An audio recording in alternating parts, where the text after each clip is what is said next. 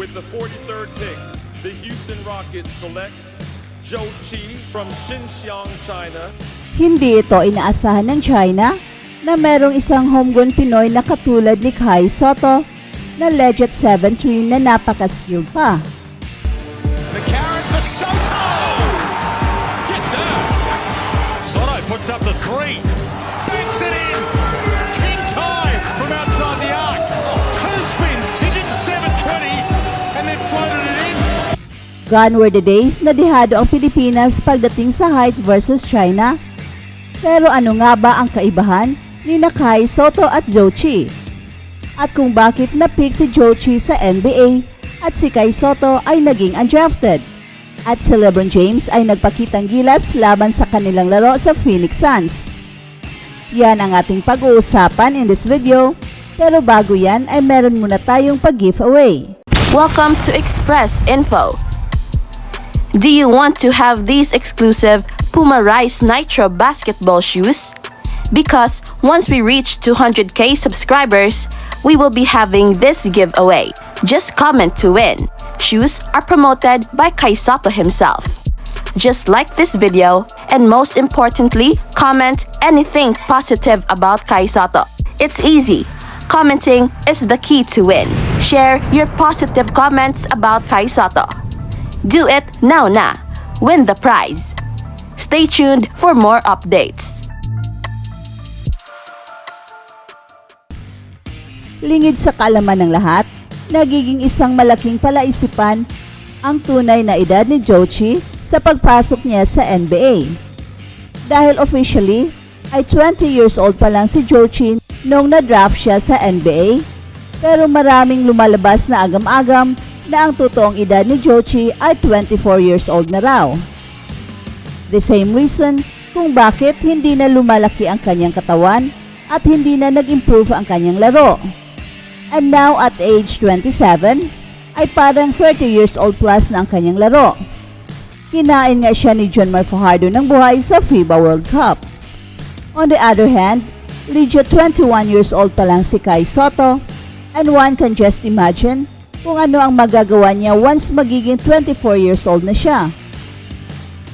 In other words, tama ang agent ni Kai Sotto na on target pa si Kai Sotto sa kanyang NBA dream, and they hope na mangyayari na ito next year dahil sa tulong ng Wasserman. Well, late lang nga dumating ang Wasserman sa team ni Kai Sotto, kaya they are still catching up. Pero very confident ang Wasserman na makakarating si Kai Sotto sa NBA. It will just be a matter of time. Tamang oras lang ang hinihintay ni Kai Sotto, and in the process ay patuloy ang kanyang paghahanda, especially ngayong nagtamo siya ng injury. Kung wala pa siguro ang kanyang back injury, ay malaki ang possibility na nakapasok na siya sa NBA this year dahil nakapaglaro na siya sa NBA Summer League, pero bad trip lang dahil nagtamo si Kai Sotto ng injury against Boston Celtics na magandang follow-up game sana sa kanyang NBA Summer League debut na napaka-impressive kahit meron na siyang injury. Samantala, nagtagumpay sa LeBron James at ang Lakers laban ng Phoenix Suns para sirain ang milestone ni Kevin Durant sa scoring. Si LeBron James ay nagbigay ng magandang performance sa gabi kung saan si Kevin Durant passed Hakeem Olajuwon for the number 12 on all-time scoring list.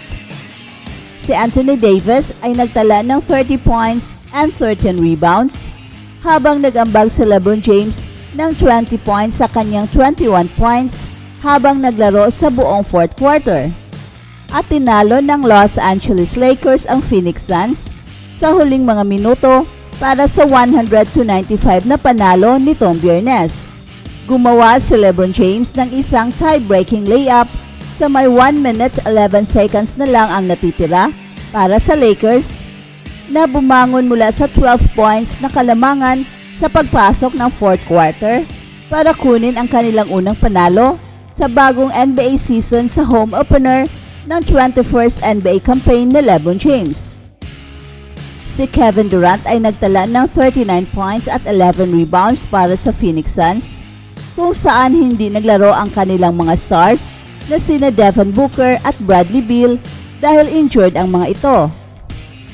Nagtala ang Phoenix Suns ng 84-72 na lamang ito sa pagpasok sa fourth quarter, pero hindi tumama ang kanilang sunod-sunod na 14 shots at nagkamit pa ng 10 turnovers sa sumunod na 10 minutes. Naitabla pa ni Kevin Durant ang laro sa 91-all sa may 1 minute 28 seconds na lang ang natitira sa pamamagitan ng pag-score ng dalawang sunod-sunod na possessions. At dito nalagpasan niya si Hakeem Olajuwon for 12th place on NBA's career scoring list. Pero sumagot sa LeBron James ng back-to-back layups na ikinasa ang isang missed three-pointer ni Kevin Durant at sina Austin Reeves at Anthony Davis ay nakapagtala ng free throws sa mga huling segundo nito. Sa di inaasahang paraan, hindi pa nagtatagpo sina Kevin Durant at LeBron James sa isang NBA court mula pa noong Pasko ng 2018.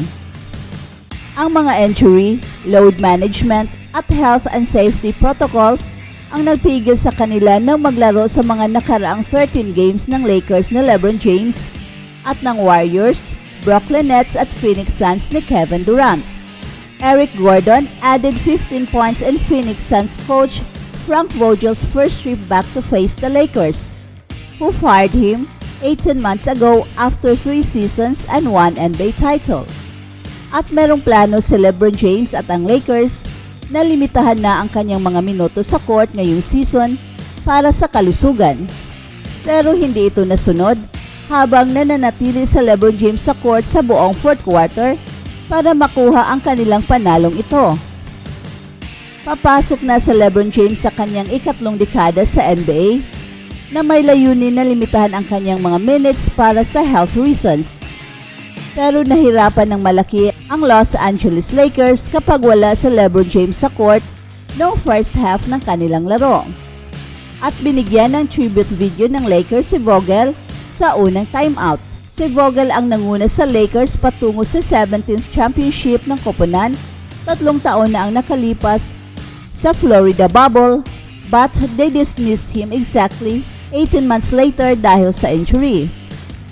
At si Devin Booker ay hindi naglaro dahil sa soreness ng kanyang kaliwang paa matapos ang kanyang 28 points na performance laban sa Golden State Warriors nitong Martes. At si Bradley Beal ay hindi pa rin nag-debut para sa Phoenix Suns dahil sa lower back tightness. Ang Los Angeles Lakers ay walang Jared Vanderbilt dahil sa left heel bursitis at mukhang si Vanderbilt ang papalit kay Taurean Prince sa starting lineup ng Lakers kapag siya ay magiging fit to play na. At si Taurean Prince ay walang score sa kanyang 18 minutes of action. That's it for now, guys. Pero bago kami magtatapos, ay huwag kalimutan na huwag magpahuli sa mga pinakabago mga kwento at balita ng kasiyahan at tagumpay. Bahala na ang mga marites dyan. Basta kami ay handang maghatid ng tunay na inspirasyon sa mundo ng sports.